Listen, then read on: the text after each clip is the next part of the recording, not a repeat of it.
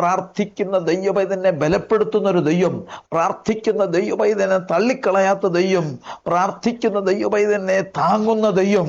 അങ്ങനെയെങ്കിൽ ദൈവപുത്രനെ സർവശക്തിയുള്ള ദൈവം, പിതാവായ ദൈവം ശക്തീകരിച്ചു തൻ്റെ തിരിഹിതത്തിനു വേണ്ടി.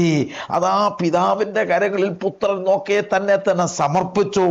പ്രാർത്ഥിക്കുന്ന ദൈവപൈതൽ കണ്ടോ, അവിടുന്ന് എഴുന്നേറ്റ് വരികയാണ്. അങ്ങനെയാണെങ്കിൽ പ്രാർത്ഥന വെറുതെയല്ല, പ്രാർത്ഥന വെള്ളത്തിൽ വരയ്ക്കുന്ന വരയല്ല.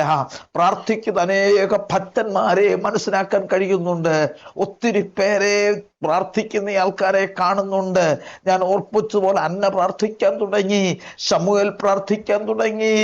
അങ്ങനെ ഭക്തന്മാരായിരിക്കുന്നു ഓരോരുത്തരും പ്രാർത്ഥിക്കാൻ തുടങ്ങി. ദാനിയേലിനെ നോക്കിയേ, ദാനിയേൽ താൻ മുമ്പേ ചെയ്തു വന്നതുപോലെ പ്രാർത്ഥിക്കാൻ തുടങ്ങി. പ്രാർത്ഥന ദൈവം അത്ഭുതം ചെയ്യുവാനിടയായി.